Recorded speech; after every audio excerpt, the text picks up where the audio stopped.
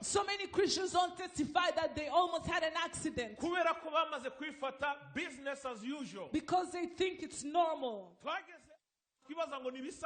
We are at a level where we think everything is normal.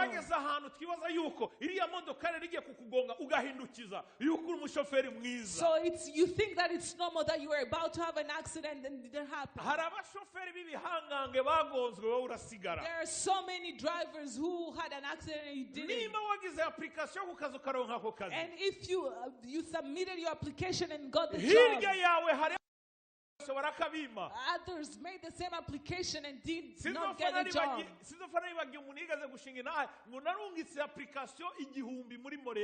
Someone said that they had sent thousands of applications.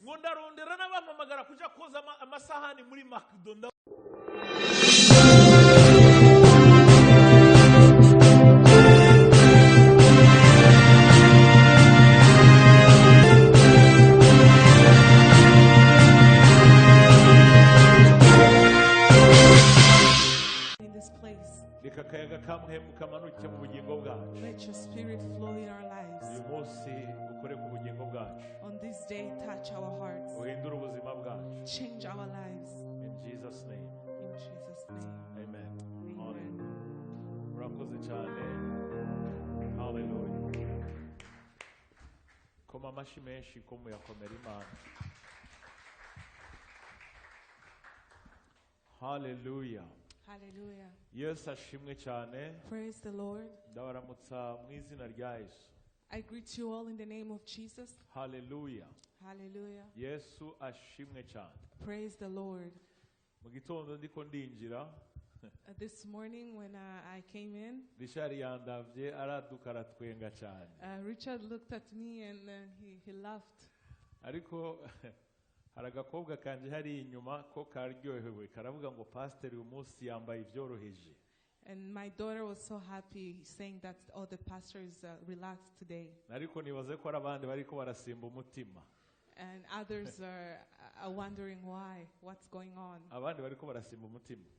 Others, their hearts are beating. Ya kubera ko facture ari niniya. Because the bill is up. Yes, ashimwe cyane. Praise the Lord. Yes, ahabwe icyubahiro. Praise the Lord. Muri weekend nari kumwe n'umuntu madame we yashishwe. My wife is just she's not happy about it. Muri weekend nari kumwe n'umuntu. So this weekend I was with someone. Arambwira ngo pasteri uri umunyedini ku buryo wowe ntibishoboka kuza muri eglise wambaye training. He said, Pastor, you are very religious that you can't come to church in jogging. I know whatever happens. I know if you come to church in jogging, I'll buy you 5 of your choice. And then his wife said, take it back. And I asked, take it back. And he said, no, it's my word. It stays as is. And it ended there. But then I remembered at the last time I was in Africa, in church, there were 6 worshippers, and they worshipped for God, and they were dressed in joggings, and they blessed us, and God touched me. I told them in the coming days,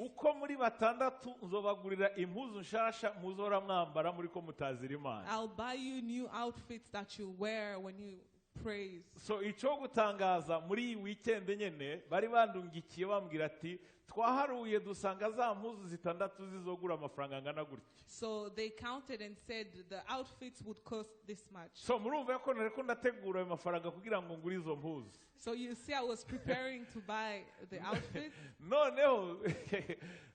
Nzagusanga Imana yashatse yuko uwo muntu ari wazigura. And then I see that God wanted that person to buy. Uko biri kose dimanche nzogenda nambaye training. So on Sunday I'll go in jogging. Hanyuma mbanza ndikawusha gufasha kugira ngo abari muhira bose bagende. So I had to let everyone at home Kuko nari nzi leave. ko Pastor Belize niyambona muri training ebana ni problem. Because I knew if my wife would see me in this outfit, it would be a problem. Kenshi akunda kugenda hakiri kare. So she likes to leave early. Nije mpora mva inyuma y'abandi bose. So I always leave late. Ariko uyu munsi birananirana. And today was Akaguma impossible. sirikira sinzi ngene agize gutya azambona nambaye training. And then she was just walking around the house and then she found me. Bije bintu urimo nibiki ni ibyibiki. And then she asked me what's going on. Ati mu bintu byose ukora ntiwubahuke kuva muri iyi nzu wambaye rwose. And she said, "No, please don't leave this house like that." Ndicecekera namubwira ni kubw'ineza yawe nanje nunyihorere gusa wowe witegure hanyuma tujye gusenga. And then I told her, just leave me alone, get ready, and let's go to church. So nshitse rero ngaha mu gitondo Benito akimbona mbona Benito atangiye gutwenga ariko nta byinshi yavuze. So when I came here, Benito started Richard we ambonye arumigwa. And then when Richard saw me, he was just dying. Yanambajije ngo ngwiza byose nuza kwigisha wambaye gutya. And he told me, "You're not going to preach dressed like that." Narifise inuze ya briefcase irimo laptop y'ishure. I had a school laptop, a briefcase. Acarambwira ngo ngwiza byose nibaza kugiye guhindura. And then he said, "Oh, I hope you have outfits to change." So rero mu majambo make niyo mpamvu naje nambaye gutya. That is why I'm dressed like Ariko this. abazi ubwenge barazi ko mberewe. But smart people know that I look Yes, good. ashimwe cyane. Praise the Lord. Yes, ahabwe icyubahiro. Praise the Lord. Hallelujah. Praise the Lord. Nizere yuko abari online bazogira commentaire bayitubwire. So I hope that online they'll tell us. Ariko uzontukira online nzogutukira online. But if you burn me online, I'll burn you online. I'm joking, Imana twe twarize ntidutukana na muga nzokwishura gikristo. I'll reply. So hanyuma undi nawe arategura shake. And the person who promised me, let them prepare their muri Afrika checkbook. nabo nibatangure gushima Imana. And people in Africa can start thanking the Zaburi ya Lord. 38. Psalms 38. Kuva ku murongo w'umunani ugashika ku murongo wa 18. From verse 8 to 18. Hallelujah. Nimwumvirize ko mumenye yuko Uhoraho aryoshe hahigwa umuhungirako. Nimwubahe Uhoraho yemwe abera biwe kuko 34 from 8 to 18. Nimwubahe Uhoraho yemwe abera biwe kuko abamwubaha batagira ico bakena. Imigunza y'intambwe ishobora kuranigwa no gusonza, ariko abarondera Uhoraho ntibazogira iciza bakena. Ndabigishe kubaha Uhoraho. Ninde agomba ubugingo akifuza kuramba ngo azabone ibyiza? Uzubuze ururimi rwawe goye kuvuga ikibi, n'iminwa yawe yoye kuvuga ibyo guhendana. Tandukana n'ibibi ukore ibyiza, rondera amahoro uyakurikire kugira ngo uyashikire. Inyonga z'Uhoraho ziri ku bagororotsi, n'amatwi yiwe ayabangira ugutakamba kwabo. Igitsure cy'Uhoraho kiri kubakora ibibi, ngo ahenebereze ukwibukwa kwabo mu isi. Abagororotsi baratakambye Uhoraho arabumva.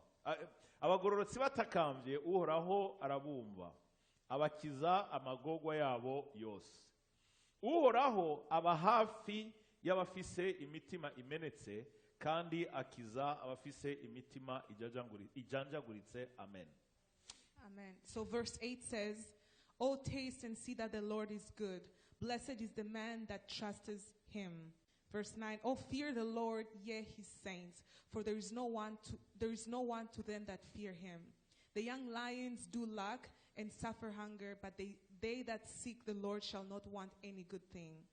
Come, children, hearken unto me. I will teach you the fear of the Lord. What man is he that desireth life and love many days, that he may see good? Keep thy tongue from evil and thy lips from speaking guile.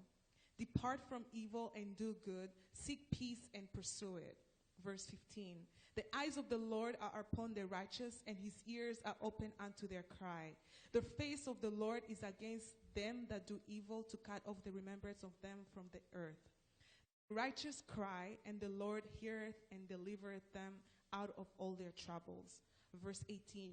The Lord is nigh unto them that are of a broken heart, and saveth such as of a contrite spirit. Amen. Amen. Yes, ashimwe cyane. Amen.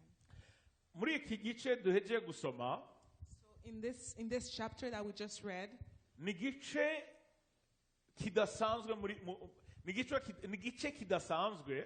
it's a very special chapter. Uretse yuko ibice byose muri Bibiliya ari ibice bidasanzwe. Every chapter in the Bible is special. Mugabo icyo nshaka kuvuga ni iki? But what I want to say is this. Nuko ari gice, It's a chapter. buri murongo wacu wose, Every verse, buri murongo wacu wose every verse ufise ukuntu ushobora kubinyigisha. can be a teaching. Iyo uri kurategura ijambo ry'Imana, And when you're preparing the word of God, urasenga, you pray. ugasaba Imana yuko iguha ijambo wigisha. You pray that God gives you a word to Iryo jambo teach. ukarisoma, So you read the word, ukagerageza kuryigako. and then you try to study the word. Rero hariho ibice muri Bibiliya So there are chapters in the Bible ushikira that you read, ugasanga no kugira ngo ukuremo ijambo ry'umutwe canke ijambo mugendera ko biragoye. where looking for a title or looking for a word to focus on is hard. Kubera ko amajambo yose ari amajambo ashobora kuba ikigwa cy'uwo munsi. Because all the verses can be taught on. So iki gice rero ni gice buri jambo ryose kuva ku murongo w'umunani washaka no kuva ku murongo wa mbere umanuka. So this chapter from the first verse going down, Buri murongo wose ufise ubushobozi bwawo, every verse has its own power. ku buryo buri murongo wose ushobora kutwubaka, ushobora kudukomeza. Every verse can build and strengthen us.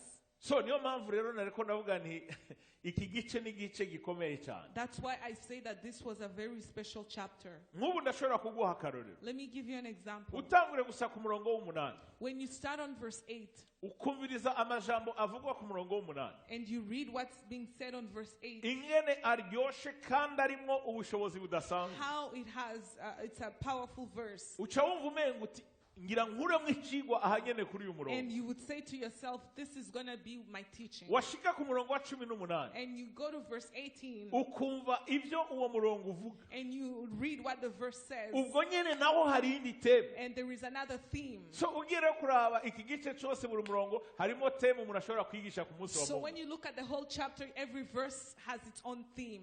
Yesu ahabwa icyubahiro. Praise the Lord. Ariko ijambo uyu munsi nkeneye ko duhagarara, So the verse we'll stand on today is, ni ijambo rivuga ngo it's a word that says, mu cyongereza hari akajambo gatoyi biri kumwe, mu kirundi bisaba yuko umuntu asoma hafi verse yose. Ijambo rivuga ngo it's a word that says, nimwumvirize mumenye yuko Uhoraho aryoshe. oh, taste and see that the Lord is good. Nimwumvirize. Taste Hallelujah. Mumenye yuko Uhoraho aryoshe. and see that the Lord is good. Niyo mpamvu nakubwiye ni uri kurumviriza iryo jambo, So that's why I told you when you're listening to this word, ushize ku murongo wa 18, when you go to verse 18, ngo Uhoraho aba hafi y'abafise imitima imenetse. the Lord is nigh unto them that are of a broken heart. Uca wumva umengo reka basiteme ibe iyi. So you would say, oh, let this be the theme. Wamanuka munsi gatoyi ngo kandi akiza abafise imitima ijanjaguritse. And saveth such as be of a contrite Hari gihe spirit. mutireka uyu munsi tuvuge ku mitima igize iki ijanjaguritse. So we can speak on a broken hearts. Ariko Imana ihabwa icyubahiro ko atari twe tubikora, ari Imana ibikora. But it's God who does it. So uyu munsi Imana yifuza yuko tuguta kugira ngo tumvize ingene Uhoraho aryoshe. So today we'll discuss on tasting and seeing that the Lord is good. Tugerageze turye ko twumvirize ingene Uhoraho aryoshe. We'll taste and see how the Lord is good. Reka nabwire ikintu kimwe, murumva yuko iryo ari ijambo ry'ikirundi, ry'igifaransa cyangwa ry'icyongereza. So you see, it's a regular word that we use. Ariko inyuma y'iryo jambo But past this word, hariho ubushobozi bw'ukuri bwo mu buryo bw'impwemu there is power bw'ingene uhoraho aryoshe, of how the Lord tastes good. ariko ikibabaje sinzi ko mukizi, But the problem, I don't know if you hariho know, abakristu benshi basenga, there is a lot of Christians who pray. hari abakristu benshi bamwizera, There are a lot of Christians who trust ariko in Him, batazi neza ingene uhoraho aryoshe. but who don't know how the Lord tastes, or how sweet He is, or how good He is. Ndibuka umunsi wa mbere nkiri umwana, So I remember when I was younger, nagiye muri spectacle, I went to an event. canke umunsi wa mbere nagiye kuraba match ya football, When I went to a football game, canke umunsi wa mbere nagiye kuraba match ya basket. or the first day I went to a basketball game, Icatanguye muri ivyo vyose what started, nibaza yuko ari match ya football. I think it was a football game. Urumva nk'abana bose twarakunda ama equipe muga tukayakunda twumva abandi bayatubwira, So we loved all these teams, but we heard it from others. tukayakunda tuyabona kuri televiziyo ariko arakina, We saw it play ukaba on TV, umufana w'iyo equipe and you'll be a fan of the team, mugabo uyibonera kure. but from afar. So ikibazo ca mbere cari gihari, So the first problem, urumva je narabikunda I loved it, mugabo nkaba ntafise mukuru wanje w'umuhungu kugira ngo dushobore kujana kuraba match ya football twabana muhira. so but I would have a brother that would go to watch the games together. Nta grand frère ntiyari muhira kugira ngo dushobore kujana kuraba umupira. I didn't have my older brother to go watch these games with. Ico kikaba ikibazo ca mbere. That was the first problem. Ikindi kibazo mama ntiyari gushobora kunjana. The second problem, my mother couldn't bring me. None maze igihe kirekire ndabimwishuza ndabimusaba. So after a long time asking and begging her, Umunsi umwe acandihira itike jewe yongera arira n'indi tike uwundi muntu kugira ngo anjane kuri so match. she paid a ticket for me and someone else will take me to the game. Ico gihe nakunda equipe yitwa Vitalo. I used to love the team named Uretse Vitalo. ko kuva n'ico gihe n'uyu munsi niyo ngikunda, nta mukinyi numwe uyu munsi nzi muri Vitalo ariko niyo ngikunda. I don't know any team play. I don't know anyone in the team, but it's still my favorite team. Kose nigeze ndonga umwanya wo kuraba no gushakashakisha menye ivyahindutse menye bashasha ni bande, no idea. I don't know who the new team members are, but it's still my favorite Ariko je team. nimereye nk'umutama, ico nakunze ni ico nyene, that's it. What I like, it is what it is. It doesn't change. Muri Coupe du Monde nkunda Argentine, ndaheruka Maradona gikina. In the World Cup, I love Argentina, and it's still the team that I love, and I don't know anything about Ariko it. baraturaba online bavuga ati umupastori n'umutama kweri. People online say that this Aho pastor ndiko is vuga za really Coupe du Monde zo muri 86, iya nyuma nibaza nshobora kuba naravye neza ari 91. So I think the last World Cup that I watched is 1991. Murumva ko iyo myaka ndayijanye kandi murabona n'imvi zaraje. It's been a long time. I even have. Ariko gushika n'uyu munsi munambaje equipe nkunda muri Coupe du Monde ni Argentine. So anyone who asks me what's my favorite team in the World Umbajije Cup, it's Argentina. umukinyi umwe nzi wo muri Argentine nta n'umwe nzi kuri iyi saha. If you ask me a name of a team member in Argentina, I don't know Muri any. basket nakunda Chicago Bulls ihagikina ba Michael Jordan. And in basketball, I used to love Chicago Bulls, and now and I used to love Michael Ndababwije kuri Jordan. ntihagire utwenga kuri uyu mwanya turiko turavugana nta mukinyi n'umwe nzi wo muri Chicago Bulls ariko gushika n'ubu niyo equipe nkunda. And until this day, if you ask me any team members in Chicago Bulls, I don't know anybody. Uretse ko ubu hagiyemo na Raptors kubera ari abakanadien natwe tukaba turi abakanadien ubu uri oblige yo gufana equipe y'iwanyu. But now there's Raptors, and we're Canadians, so we have to support our own team. Abanyarunani banyihanganira nibanyumva baranyica. Muri basket Burundi nkunda equipe yitwa Runani kuko nayikinyemo. And in Burundi, I love a team named Runani. Ariko mbabwije ukuri ntababeshi. I tell you the truth. Birashoboka ko umukinyi no banzi nawe sindi siri kwa kiri mu Runani yitwa Willy. I think I only know one team member, and their name is Willie. So urumva ibihe biratandukanye. Times are different. Hari igihe umuntu ajanwa n'ibihe n'ibindi bikorwa bitandukanye ugasanga ibintu byaramurenganye ariko iyo wibereye muzehe umira hahandi nyene wari uhagaze. When the older you get, you stick to what you used to love before. Yesu ahabwa icubahiro. Praise the Lord. So noneho umunsi wa mbere nja kureba match ya Vitalo. So the first day I went to watch the soccer game, Bavandimwe sino babwira. let me tell you. Sinobabwira umunezero uraze kwicara uri muri stade ukumva gusa inani mu mubiri hari ibintu biriko birakurya byitwa umunezero udashobora gusobanura ibyo ari byo mugabo ukumva gusa ukuryohewe. I was so happy. I felt things that I had never felt before because kuba wicaye muri stade abantu bakomeza nawe ukumva yuko uri muri ico kigari ibintu byaryoshe. Being in the stadium with all these people, you felt so happy. So from that Sunday, I never missed any game. I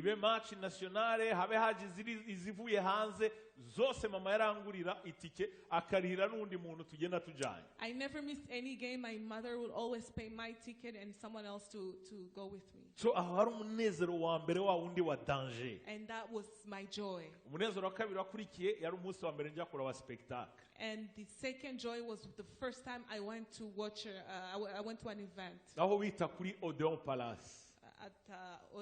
harimo n'abana b'abagenzi batamba ukaba ngaho gusa uri umwana uvuga uti nzogenda gute ko ndi umwana ntibashobora kundeka ngende ukifuza kujya kuraba ibiberayo ariko bikagorana. So you wish to go to this event but you couldn't. So when I was able to go, I was very, very happy. Umunsi umwe abagenzi bansabira uruhusha baranyemerera tuba turagiye itike turinjiye muri salle ya spectacle. So I went, my friends asked permission, so I was able to go with them. Ico yesare yari nshasha yitwa Odeon Palace nini ico yari nini twabona ari bitangaza. So the place was huge and it was very we were impressed. Ndababwije ukuri ninjiye muri salle spectacle gatangura. So when the event started, harageze igihe spectacle irangira. So at the end, bashiramo indirimbo bagashiramo indirimbo gusa zimwe ziriko ziravuga iyo winjiye muri stade match igira itangure canke yarangiye. So at the end of the event when they were just playing a regular song, naratamvye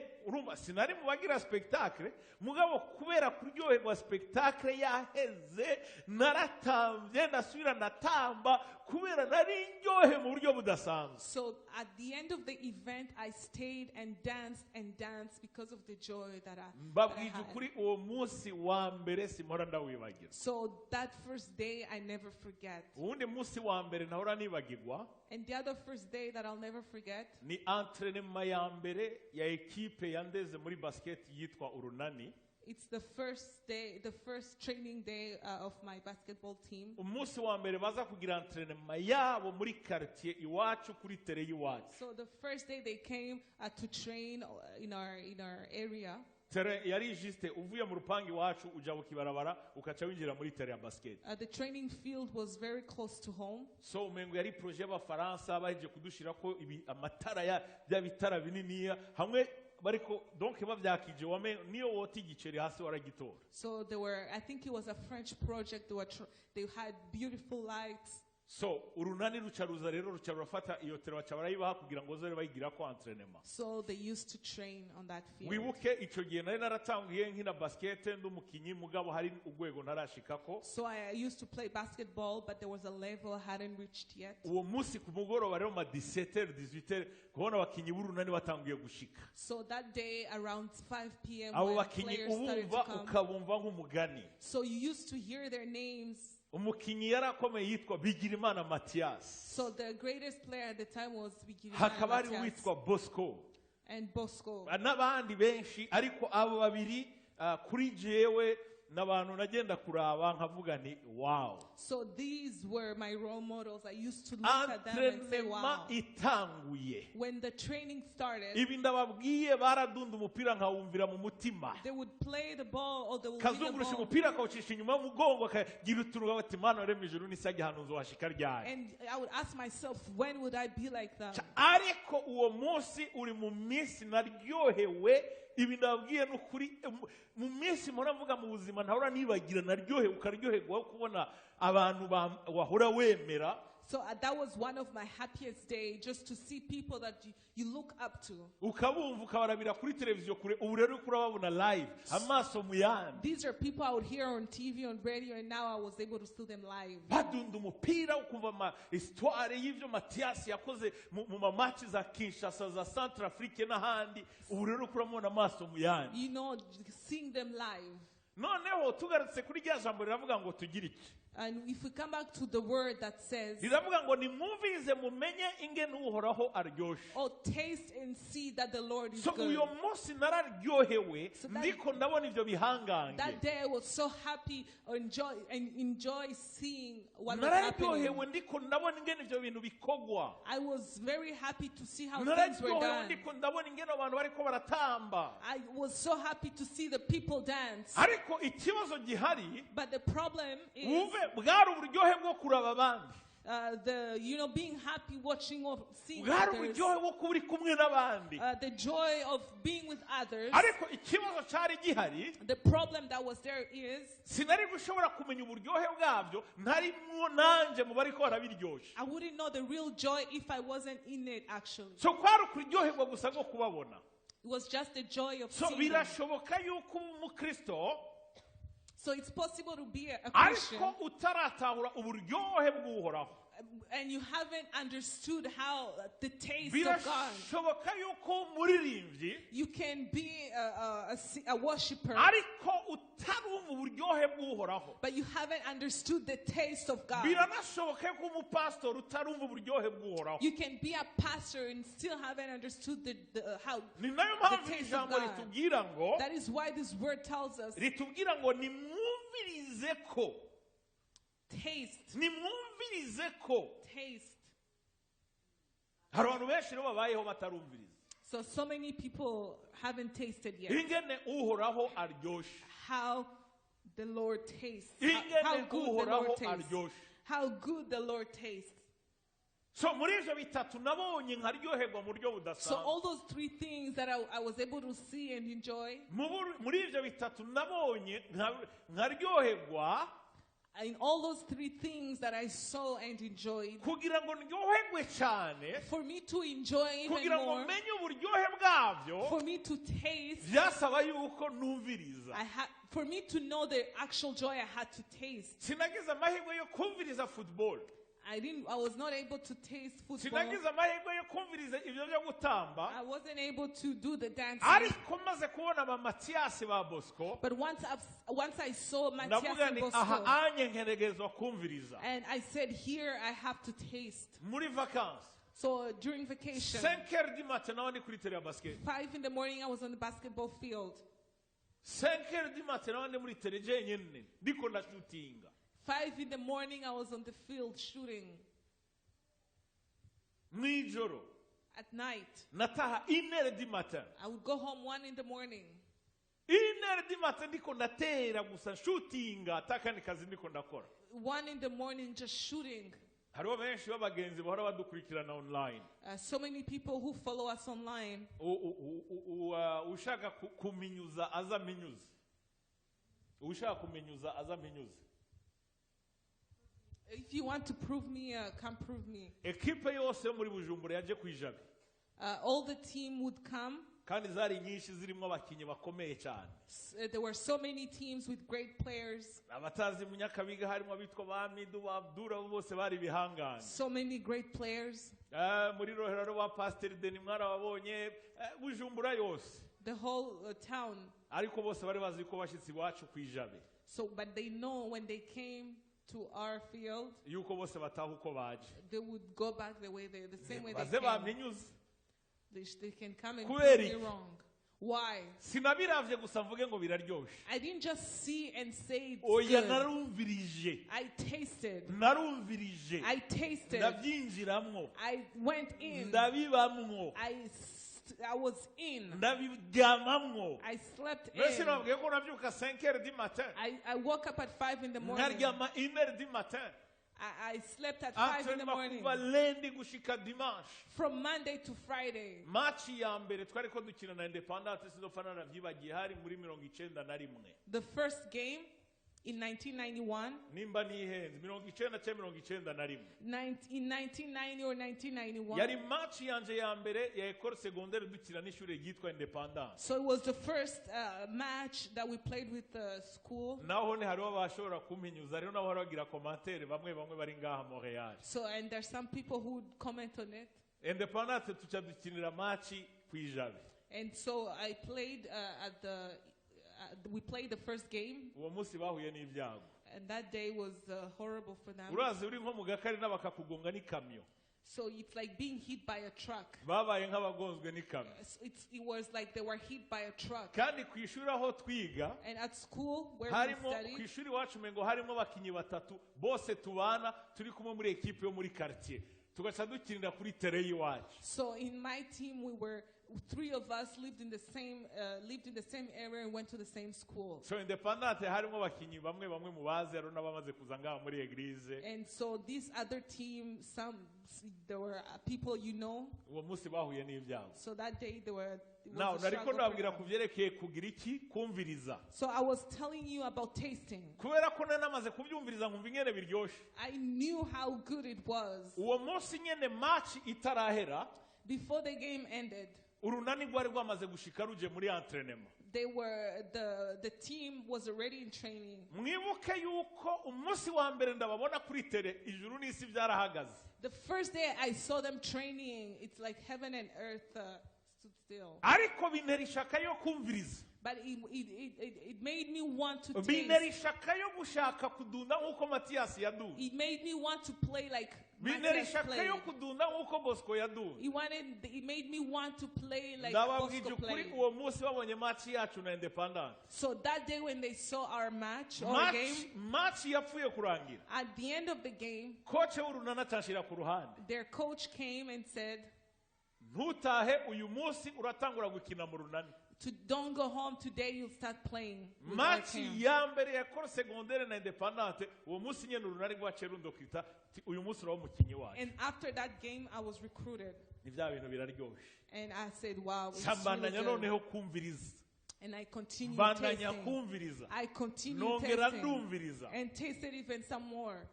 Umunsi wa mu gitondo navyutse nsanga turi kumwe na Mathias mu kibuga. And one day I woke up in the morning and I was with Matthias in the field. Igihangange cy'igihangange. The greatest player. Bigirimana Mathias umuntu wese arazi ko equipe yari yasazi kuye na Mathias obuhuye n'ivyago. Whoever played with him knew that they were in trouble. Namubonye ndi umwana. I saw him, I was young. Bona biraryoshe. When I saw him, ndagenda ndavyumviriza ko I tasted and it tasted good. umunsi umwe nisanga ndi kumwe mu kibuga n'igihanga. And then I woke up and found myself in it with the greatest player. Praise the Lord. Ikigwa dukuramo n'iki? So what do we learn from this? Umviriza.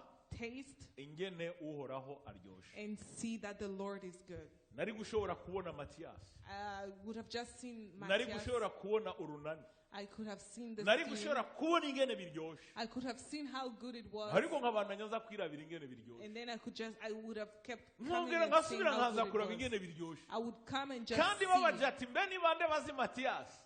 And they would ask, who knows this Nari gushira ukuboko player? hejuru. I would put my hand Mbe ni up. bande bazi urunani. Who knows this team? Nari gushira ukuboko hejuru. I could just raise Mbe my ni bande hand. bazi ingene urunani ruryoshe umupira.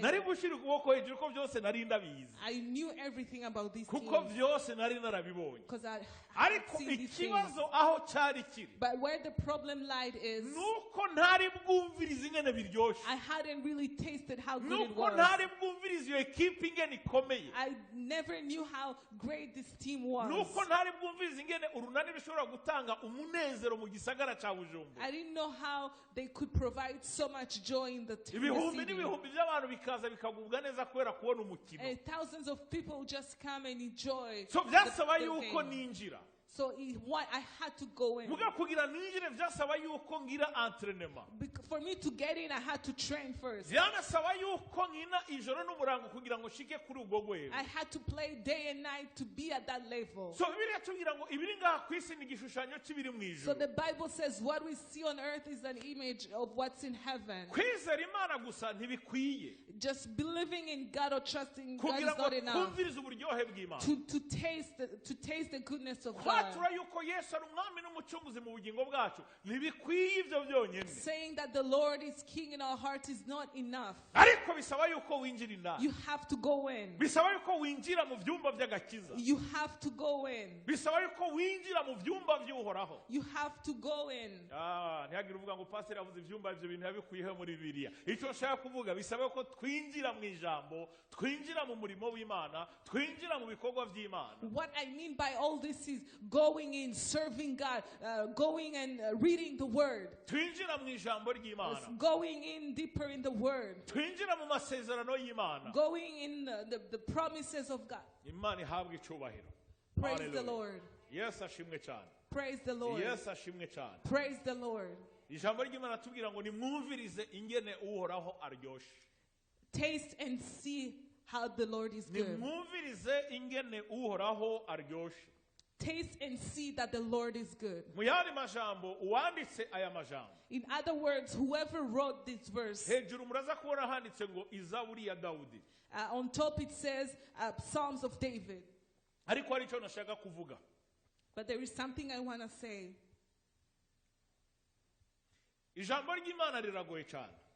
The word of God is difficult. Ijambo ry'Imana ririmo ubwenge bwinshi. The word of God, there is so much wisdom in the word of God. Kandi ijambo ry'Imana risaba kwitonda. The word of God asks us to be patient and be careful. Nabaze kubasobanurira yuko kugira ngo ijambo ry'Imana rishobore kubaho, for the word of God to exist, arabahinga mu bushakashatsi.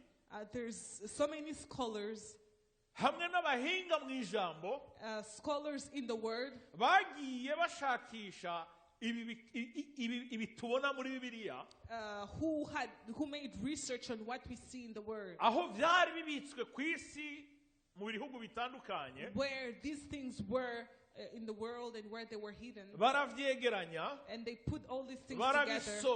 They read, they examined, and saw how things followed each other over time. So they put it together. That's why we have a Holy Bible today. However, there's always titles on top. So the titles usually,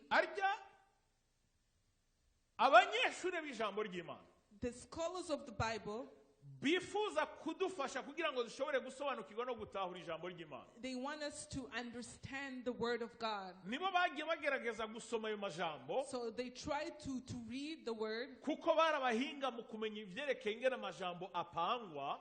They had the wisdom to know how these words follow each other. Bashobora kuvuga ati dusomye kuva ngaha gushika ngaha. So they said, if we read from this verse to this verse, turabona yuko iki kintu cyari ko kivuga inkuru imwe.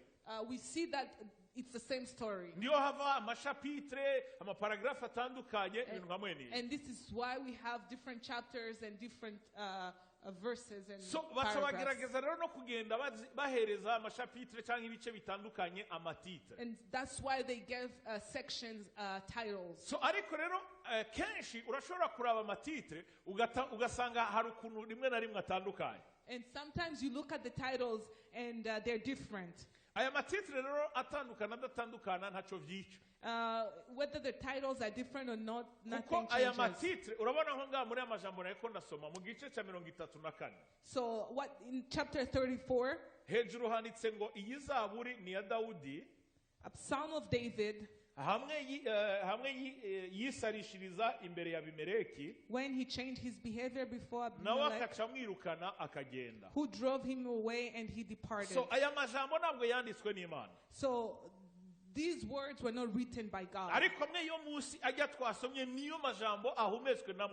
But what we read earlier is what was breathed by the Spirit of God. So when they were writing the Bible, to help us to understand, they give these chapters titles to so help us ejo bishitse understand. ukabona indi bibiliya ugasanga handitse titre itandukanye n'iyi, So if you read another Bible and you see a different title, ntibize bigutera ikibazo. do not have a problem. Niyo mpamvu kenshi dukunda no kubarekomanda amabibiliya amwe mugomba gusoma, That's why we recommend certain Bibles, kubera ko tuba tuzi ingene ayo mabibiliya yanditswe because we know how these Bibles were written n'abayanditse. and who wrote those Nk'ubu nimba Bibles. mutari mubizi, hariho nka bibiliya mu Cyongereza yitwa Amplified Bible. There is an English Bible, an amplified English Bible. Murumva amplified harimo amplifié. So it's amplified. Abakora muri technique barumva icyari cyo amplificateur. So people who work Muri in technique tech, they know what that word barumva means. icyari cyo amplificateur. Amplificateur irongereza uburyohe bw'aya majambo bw'izi ndirimbo. So it means when you amplify something, it means So you make something better. nk'iyo amplified Bible So this Bible, ntiyahinduye ijambo rya Bibiliya, it didn't really change the word, ariko igerageza kuryosha ijambo rya Bibiliya, but it tries to make the word better. mukongerezamo utujambo turyoshe. So you add more sweet or good words. So urashobora nko kwirirwa kuri kurasoma ukavuga uti Imana yaremye ijuru n'isi, So you can fall on this Bible and ask yourself, kumenga ibi biratandukanye n'iriya yindi Bibiliya. why is this different from the other Bible? So nico gituma burya na Bibiliya tugura canke dusoma no kuraba neza. That's why the Bibles that we use, we have to be careful. Hari nizo tutemera. And there's some Bibles that we don't even believe. Nka Bibiliya abayehova bakoresha abantu benshi nta nibyo bazi. And the Bibles that Jehovah Witnesses use, Ahantu hose herekana ko Yesu ari Imana banditse ngo Yesu n'akamana. wherever in the Bible that says Jesus is Lord, it says Jesus is N'akamana. a small God. Yes. Nk'akarorero Yohana wa mbere igice cya mbere, jambo yariho ubwa mbere na mbere, yari kumwe n'Imana kandi yari Imana. So in John chapter 1, it says, in the beginning there was the Word, and the Word was with God, and the Word was God. Bibiliya y'iwacu jambo yari Imana, Imana n'urudome rukuru. In our Bible, it says the Word was God, God with a capital Kuko G. twizera yuko ari Imana yambaye umubiri. Because we believe that it's a God who wore flesh. Ariko bo bace bahindura bacandika ngo jambo yarakamana. But their Bible, it says the Word was a small God. Ugiye mu Baheburayo igice cya mbere umurongo w'umunani. If you go in Hebrews chapter 1, verse 8, Bibiliya avuga ku byerekeye ngo ivyo Imana yavuze ku mwana wayo. we see what God said about His Son. Umanutse ku murongo w'umunani, Imana ihamagara umwana wayo mana, ngo erega mana. God, when you go to verse 8, the Bible says God calls His Son God. So iyo ni mystery y'ubushobozi bw'Imana. That's the mystery of the power of Niya God. incarnation ni kwa kundi Imana yihishura mu butatu mu buryo muri dimensions zitatu zitandukanye. This is how God portrays Himself in the 3 dimensions. Ariko ari Imana imwe. But He's the same God, So one Baheburayo God. igice cya mbere umurongo w'umunani, So Hebrews chapter 1, verse 8. niya Mana iri kwikorera muri ya mystery, muri bwa buhanga, muri bwa bumenyi n'ubushobozi bw'Imana. So this is God working in His wisdom, in His mystery, in His power. Aho Imana yiganiriza mu buryo bwo kutwigisha no kutwubaka. Where God is speaking to Himself in a way to teach us and Imana build us. ikatwereka Imana data iri kwiganira n'Imana mwana. Where God is showing God the Father speaking to God the Kugira ngo Son. Imana itwereke yuko ujya mwana twizeye ari we Mana y'ukuri. For God to show us that the Son we believed in is indeed God. Kandi n'ubugingo budashira. With the everlasting life. Niyo mpamvu mu Baheburayo igice cya mbere umurongo w'umunani, Imana ihamagara umwana wayo ngo erega mana. Whereas in Hebrews chapter 1 verse 8, He says, oh God. Mugabo ivyo vyose muri Bibiliya y'abayehova ivyo byose bace babihindura. And all that has been changed in the Jehovah Yohani Witness wa Bible. mbere igice cya gatanu ku murongo wa 20. John 1 of chapter 5 verse 2. Naho Bibiliya tugira ngo turi mu y'ukuri, turi mu Mana y'ukuri. Verse 20 it says, we're in the truth. Ngo turi mu mwana wayo. We're in His Son. Ngo iyo niyo Mana nyakuri n'ubugingo budashira. He is the God, the truth and life. Aho hose barahahinduye. All that has been changed. So rero nibyo nashaka kubabwira ku byerekeye ijambo ry'Imana. So that's what I wanted to tell you about the Word of God. Igituma ni kubera ko hejuru iyi titre twari ko turavuga bavuga ko ari Dawudi ko na Abimeleki. This title about David. nuko iyi titre hariho abandi bahinga b'ijambo ry'Imana There is so many other Bible scholars batavyumva uko nyene that do not understand this title. Yesu ahabwa icyubahiro. Praise the So Lord. niyo mpamvu navuze ngo bishitse ukabona handi muri Bibiliya bashizeho yindi titre, So if you see a different title in the Bible, titre nikagutera ikibazo. don't have a problem with the Niyo mpamvu title. muramumva kenshi niyo ndiko nabasomera ijambo ata n'umunsi n'umwe ndababwira amatitre. Oftentimes when I read, I never read the title. Kubera ko amaverse niyo yahumetswe na mwemu wera. Because it's the verses that were written by Amatitre nayo God. twifashisha kugira ngo twige twongere dutahure ijambo We ry'Imana. use the title for our understanding. Ariko bishoboka yuko amatitre agira iki aba yatandukanye. And so titles So can nari be ndabivuze different. ko nari mvuze ijambo rivuga ngo uwanditse Zaburi ya 34. I said this just to say whoever wrote this chapter, Yaravuze ati nimwumvirize mumenye. he said, oh, taste and see. Nimwumvirize mumenye. Taste and see. So urumva yuko yari umuntu azi, He was a person who knew. yari umuntu yari yaramaze kumviriza, He was a person who had already tasted aratahura ingene Uhoraho aryoshe. how the Lord is good. Mugabo akaba azi yuko hari abandi bantu But he knew that there are other people bari kumwe, who were with him, bishoboke ko ari inshuti, maybe friends, bishoboka yuko ari abagenzi, maybe friends. ariko azi neza yuko naho bazi Uhoraho, They know that they know the Lord. ariko ikibazo bafise The only problem they have, ntibarumviriza ingene Uhoraho aryoshe. they haven't really tasted how good the Lord is. Ntibarumviriza uburyohe bw'Uhoraho. They haven't tasted the goodness of Nta God. kintu kiriho kibabaje So there is nothing more kubaho painful utarumviriza uburyohe bw'Uhoraho, living without tasting the goodness of God. utarinjira wumvirize kanga Uhoraho aryoshe. Without living, without tasting how good the Lord is. So niyo mpamvu yari kubwira abo bantu muri icyo gihe,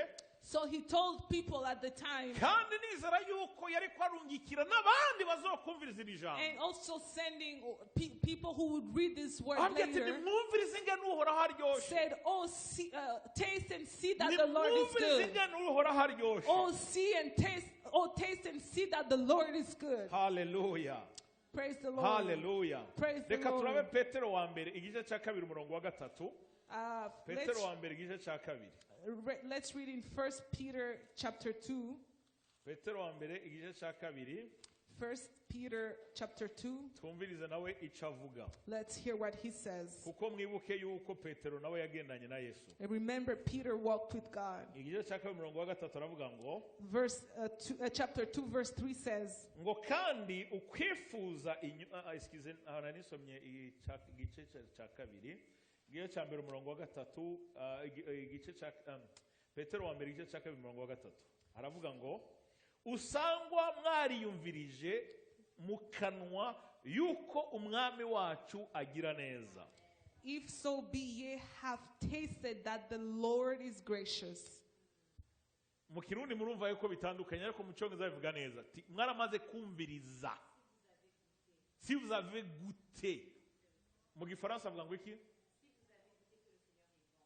Mwanyumvise neza mu Gifaransa. Mu Gifaransa bisobanuye neza. Exactly. Urumva. So na Petero arabigarutseko. So Peter came back to this word. Ati yuko mwamaze kumviriza ingene Uhoraho aryoshe. If you've tasted that the Lord is good. Reka turabe Yohani wa mbere igice cya mbere. Let's look at 1 John chapter Yohani wa 1. mbere igice cya mbere. 1 John chapter 1 Haravuga ngo kuva ku murongo wa 5. from verse 5. Cyangwa reka dutangurire hejuru gatoya. Aravuga ngo icari kuva ku murongo wa mbere ngo icariho uhereye ubwa mbere na mbere, icyo twumvise, icyo twabonye n'amaso yacu. Go ahead. That which was from the beginning, which we have heard, which we have seen with our eyes, Icyo twitegereje intoke zacu zikagikorako. which we have looked upon and our hands have handled, Ibyo kuri jambo ubugingo. of the word of life. Kandi ubwo bugingo bwarerekanywe, For the life was manifested, turabubona, and we have seen it, turabushingira intahe, and bear witness, kandi turababarira iby'ubwo bugingo budashira. and shew unto you that eternal life, Bwamanye na data wa twese, which was with the Father, tukabwerekwa. Aha rero muhumvire neza. tukabwerekwa. and was manifested unto us.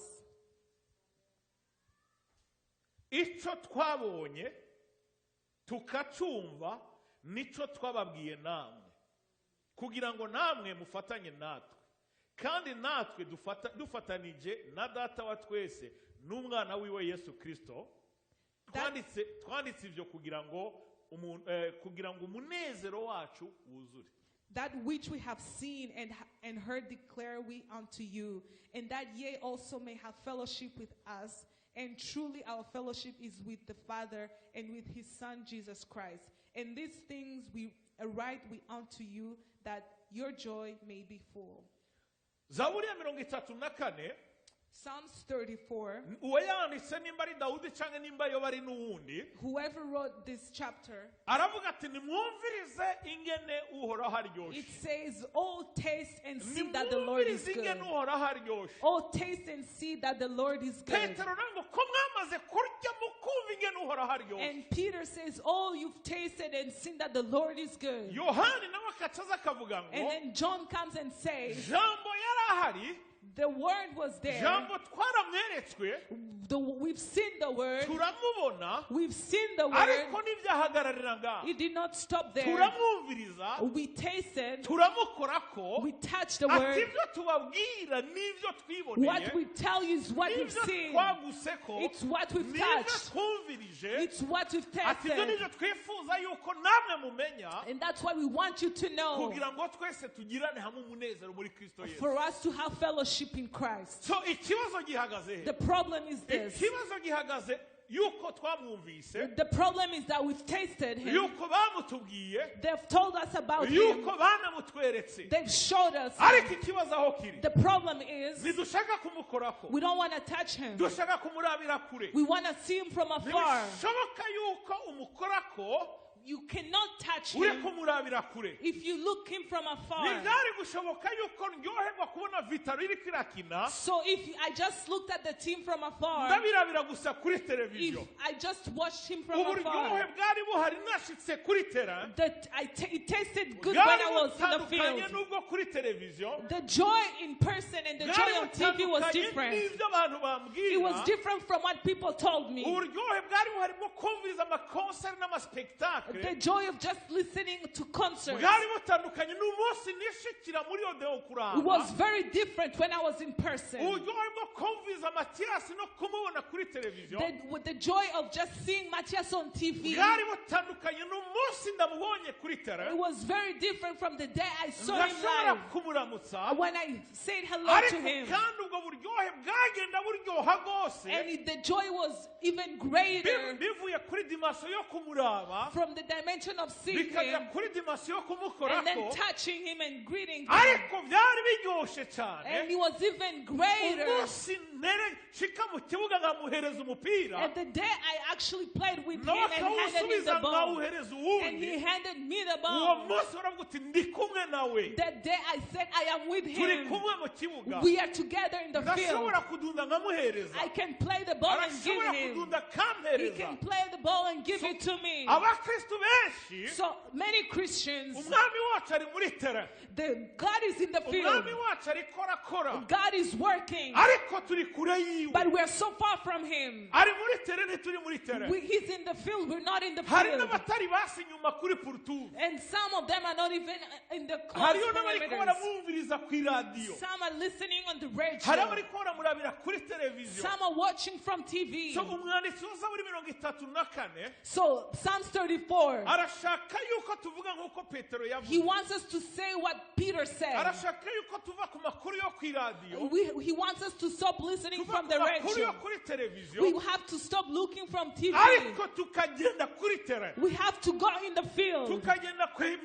We have to go to church where God is working working miracles. natwe tukaba part of the process. So we are part of the process. Ijambo ry'Imana yashaka yuko The word of God wants us to, duhaguruka tukajya muri Kenya, He wants us to go to tukajya mu Kenya, Burundi, mu Rwanda, muri Kongo, muri Afurika n'ahandi hose to go to Africa and other nations aho Yesu ariko arakora, where God is working. natwe tugakorana n'umwami wacu. So we work with our Uko King. tumwegera The closer we get to niko Him, ubwiza bwiwe buduhindura. that is where His goodness Niko changes inzara us. n'inyota yo kumwegera iba nyinshi. The more the thirst and hunger we Uko have for tugira Him, inzara n'inyota yo the kumwegera, more we'll have thirst and hunger for niko Christ. amajambo y'Imana aba menshi mu bugingo The bwacu. more the word of God will be in our life. Niko tutangura kuguta ku bitangaza That by'Imana. is when we start tasting on the miracles Ni of nayo mpamvu God. umwanditsi yavuze ngo That is why it's written. inzira imwe kugira ngo twumve uburyohe bwawe. The one way to taste the Ku goodness of murongo God. w'icyenda, Verse 9. mwubahe uhoraho yemwe abera. Mwubahe uhoraho. Okay. Mwubahe uhoraho. Fear the Lord. Mwubahe uhoraho mwebwe abera biwe. Amen. Amen. Kuko abamwubaha batagira icyo bakena. For there is no one to them that fear Him. So kubaha uhoraho Fearing the Lord ni imwe mu nzira zituma tumwegera. is one of the ways that we get close to Ni Him. imwe mu nzira zituma tumukorako. It's one of the ways that we touch Ni Him. imwe mu nzira zituma dutahura kangaho aryoshe. It's one of the ways we understand how sweet or how He tastes Ariko good. hari ibituma tudashobora kumwegera. And there are things that do not allow us to get Hari close to Him. ibituma tudashobora kumwubaha cyangwa There are kumutinya. things that disable us from getting close Hari to ibituma God. tudashobora kumva uburyohe bwiwe. There are things that stop us from reaching or listening to God. The first thing is Nuko twibagira ubushobozi afise, we forget His power tugashaka twebwe kwigwanira, and we want to fight for tugashaka ourselves. twebwe kwicira inzira. We want to make a way for Ni ourselves. nayo mpamvu ku murongo w'icumi Verse 10, hatubwira ngo imigunza y'intambwe ishobora kuburanirwa no gusonza, ariko abarondera uhoraho ntibazogira icyiza bakena. the young lions do lack and suffer Intambwe hunger. ni igikoko kimwe mu bikoko bihambaye.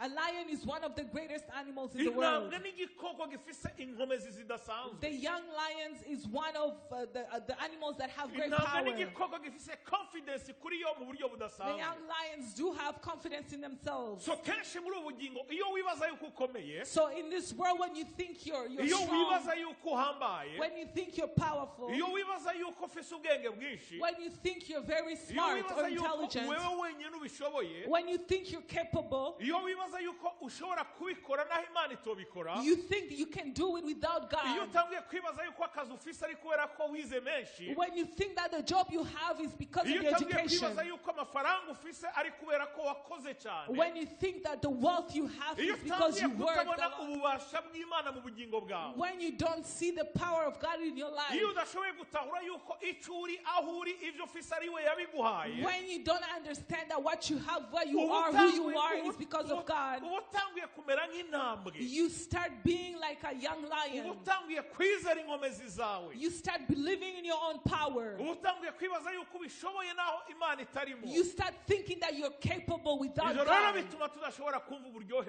And bw'Uhoraho. that stops us from Ariko nagira hearing the ndakubwiza sweetness ukuri, of God. nagira ndakubwiza ukuri, Let me tell you the truth. igihe cyose uzotangura gutahura yuko Every time you start to icyo ufise understand cyose muri ubu bugingo, whatever you have in this icyo uri life, cyose muri ubu bugingo, whoever you are in this abana life, Yesu yaguhezagije, the children God has blessed ifaranga you with, naho coba igiceri kimwe ufise, the money, the wealth you uko have, wowe usa kose, however you uba look like, muniniya canke muto muto, whether you're uba big or mugufi small, canke muremure, whether you're tall or short, wirabura canke ube inzobe, or what if you're dark skin or light skin. igihe uzotahura yuko ivyo vyose ari Uhoraho yabiguhaye, When you understand that all that is by the niwo grace of munsi God, uzotangura kumva uburyohe bw'Imana, that is the day you start tasting niwo the uzotangura goodness of kumva God. uburyohe bw'Imana, That is the day you start tasting the goodness kubera of ko God. bizogutera ikintu kimwe gikomeye. Because you have one powerful Ugiye thing. gusaba akazi ukakaronka, When you get a job and get it, uzomara umunsi wose uri kushinga intaha yuko Imana yaguhaye akazi. you will thank the Lord because He's given Uyu you that munsi hari job. abakristo benshi benshi batagishinga intahe. So many Christians do not testify. Uyu munsi hari abakristo batagishinga intahe yuko babongeye umushahara ku kazi. So many Christians do not testify that they've got a Uyu munsi hari promotion. abakristo benshi batagishinga intahe yuko basabye akazi gashasha bakakaronka. So many Christians don't testify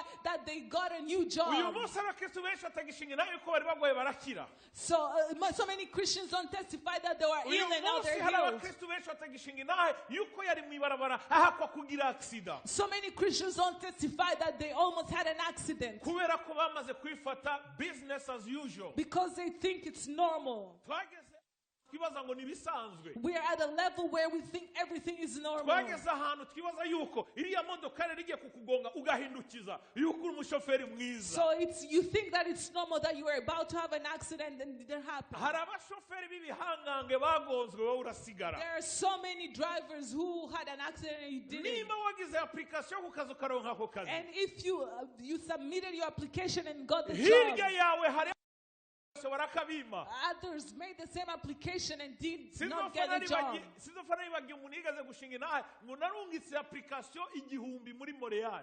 Someone said that they had sent thousands of applications. Ngo ndarondera n'abampamagara kuja koza amasahani muri McDo ndabura. And I even was looking to go wash dishes at McDonald's and no one called me. Mubwije ukuri nimba warungitse application bakakurondera ari 10. If you sent applications, Shame on you. Niwibaza ngo ni kubera ko uri umukozi w'igitangaza. shame on you if you think it's because you're a Hari great abagusumba employee. ubwenge n'amashuri. There are so many people who have more experience and greater education, bamaze imyaka bari kubarondera akazi who have been barakabura. looking for jobs for years.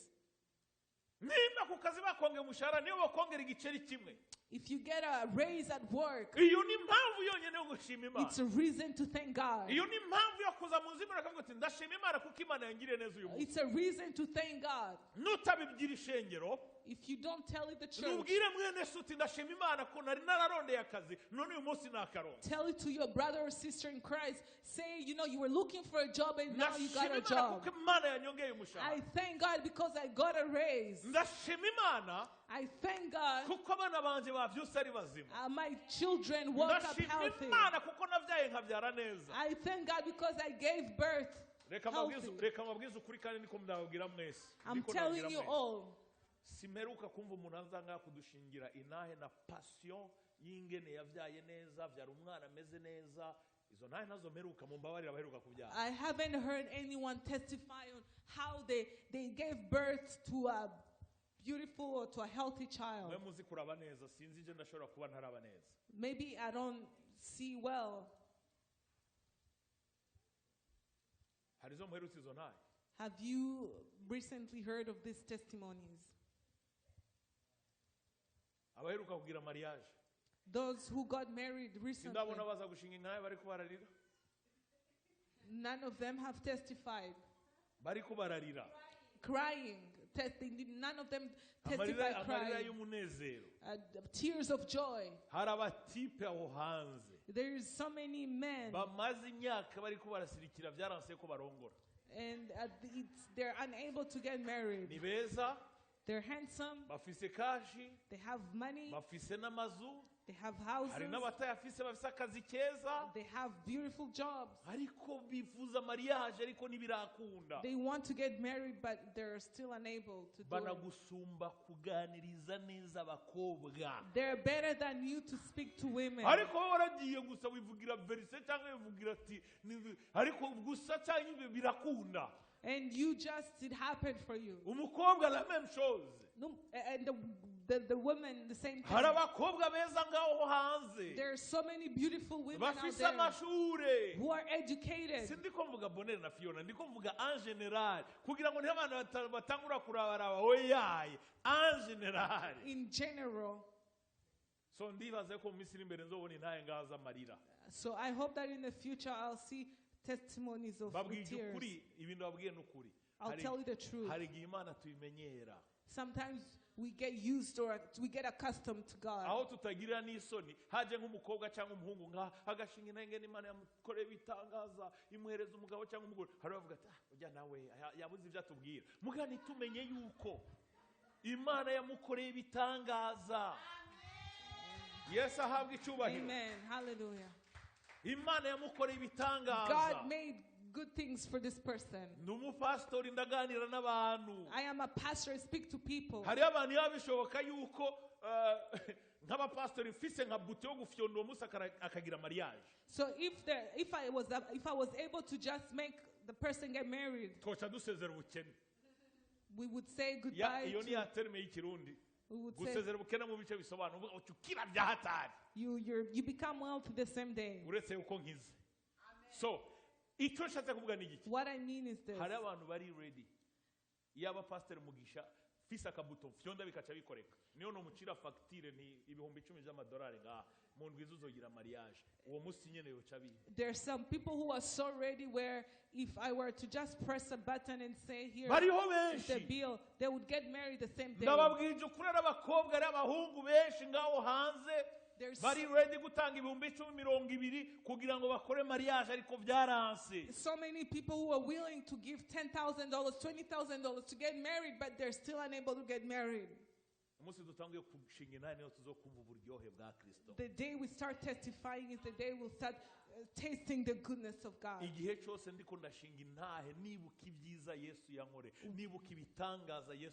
Whenever I testify, remembering all the good things that God has done, I feel tears of joy.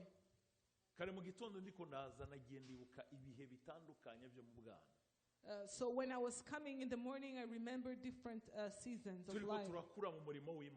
Growing up in the ministry. Different stages that we had to go through. And I was grateful. It made me taste the goodness of God. It made me rejoice in the Lord.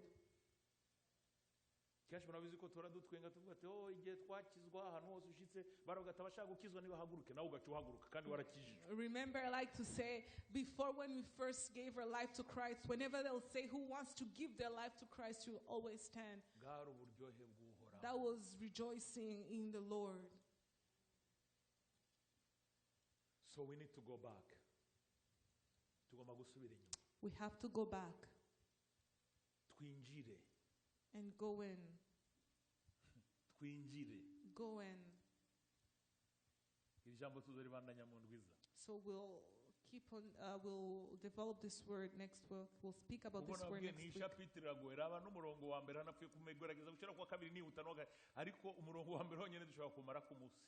We can just speak about the first verse alone for a whole day. The sweetness or the goodness of God.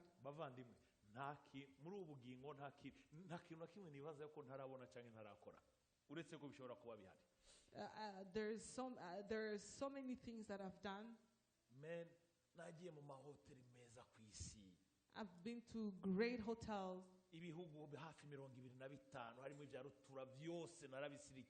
I've been to almost 25 countries. I've been to so many states in the US. I've been to Boston, Seoul, in Asia.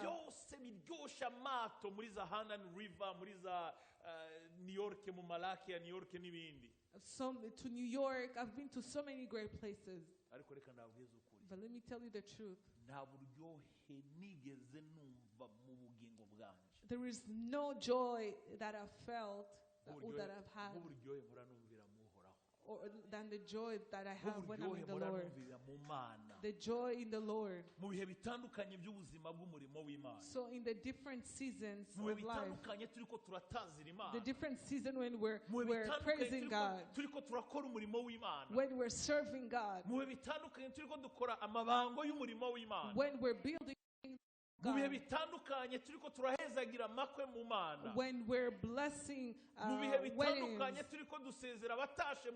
when we're saying goodbye to people who biryoshye mu mana nkabyo. There is no Nta greater biriyo joy. biryoshye muri ubu bugingo There nkabyo. is no greater joy. Reka dusubire ku mana. Let's get Reka back to dusubire God. kuryohererwa Let's Imana. go back to Reka dusubire tasting kuryohererwa God. umurimo Let's w'Imana. get back to Aho tasting kuwa of Mungu God. washika uvuga uti sinje nzobona kuwa Mungu washika. Where you're excited about Sinje Sunday. nzobona vendredi kuri Zoom hageze. Where you're excited about Aho Sunday dutangura service. kwiyumvira ibyo twakora kugira dukore ku mutima w'Imana. Where you start asking yourself, what should I do to touch the heart of God? Biradusaba yuko tujya muri tere bavandimwe. It requires us to go back to the field. Biradusaba yuko twinjira indani bavandimwe. We have to go in Kugira ngo twumvirize uburyohe bwawe. to feel the goodness, Kugira ngo twumvirize uburyohe bwawe. to feel or to taste. Kandi ndababwije ukuri. I tell you the truth. Nta kintu kiriho kiryoshye nk'uburyohe buri mu mwami. There is no greater thing than being in the Lord. Natwe twakinye basket. Even as Cyangwa we play nabo barakinye basketball football. or people who played Nta soccer, kintu cyariho kiryoshye match igira itangure.